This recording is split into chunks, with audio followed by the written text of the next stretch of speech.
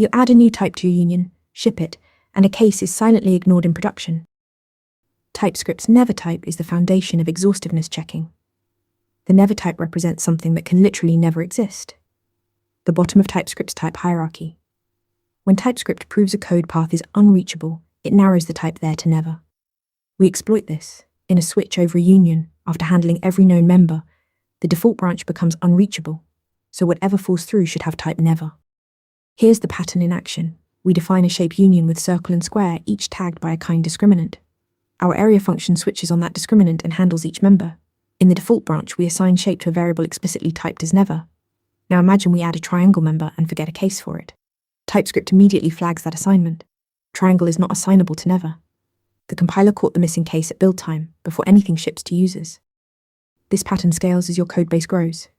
Every time a teammate adds a new union member, every exhaustiveness check across the project flags instantly. No hunting for missed cases, no runtime surprises.